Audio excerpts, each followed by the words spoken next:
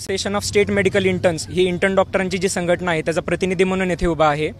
RG car medical college Kolkata येथे 9 August रोजी जे काही घनिष्ठ कृत्य घडलेलं आहे त्याला विरोध म्हणून आम्ही आजपासून म्हणजे दिनांक 16 ऑगस्ट 2024 पासून प्रोटेस्ट सुरू केलेला आहे आणि आजपासून सिव्हिल हॉस्पिटल सोलापूर येथील जे काही इमर्जन्सी सोडून बाकीच्या सेवा असतील त्या आम्ही पूर्णपणे बंद करत आहे।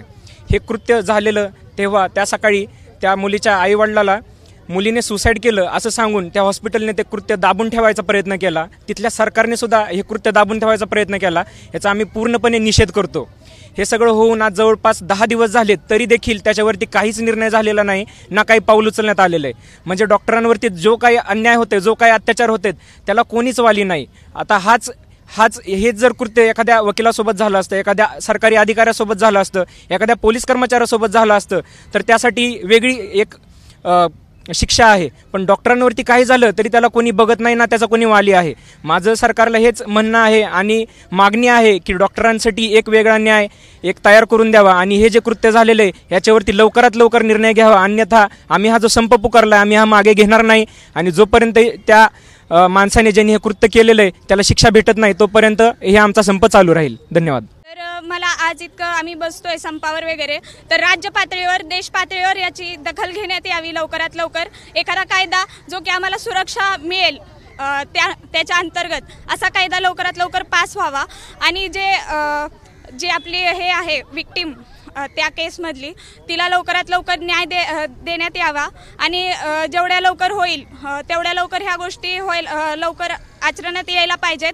कारण भविष्य भारताचं खूप अंधारात दिसतं। अशा गोष्टी करायला लोकांना काहीच लागत नाही, म्हणजे लोक निम्म्या रात्री हॉस्पिटलमध्ये घुसू शकतात, इथपर्यंत आपली सुरक्षा नाही आहे। तर मग इथं मला वाटते लोकशाहीचा कुठेतरी अपमान, कुठेतरी हार झाली आहे लोकशाहीची।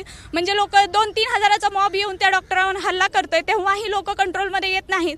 हे नेमकं कुणाच्या आदेशानुसार घडते हे देखील बघायला पाहिजे आणि लवकरात लवकर त्या आरोपींना पकडून ते सगळे समोर आले पाहिजेत आणि त्यांना योग्य एकदम कडक शिक्षा झाली पाहिजे, जेणेकरून असं कृत्य करायची हिंमत परत कुणालाच नाही झाली पाहिजे। मी बटाण तालुका मंगळवेढ्यावरून आलोय। इथं आलतो, मग इथं विचारलं तर आता मग डॉक्टरचा संप आहे, आता परत या म्हणून सांगितले त्यांनी। परत पुढच्या महिन्यात 19 तारखेला या म्हणली ती। ह्याच्यासाठी म्हणजे अपंगाचं सर्टिफिकेट काढायसाठी आलतो, पण ते डॉक्टर पण नाही, ते संपावर आहे ती। मग त्रास काय, सकाळी निघालो होतो, म्हणजे 200-300 रुपये खर्च आहे येणं जाणं। इथं आल्यावर माहिती झालं बाबा म्हणजे संप आहे म्हणून, मग येण्या जाण्याचा म्हणजे दिवस आमचा वायपट गेला।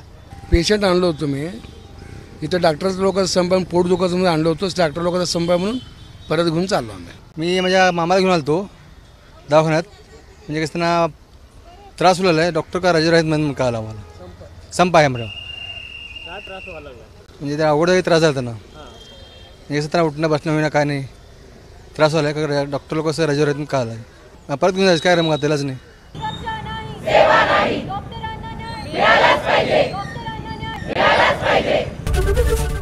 ABP माझा, उघडा डोळे बघा नीट।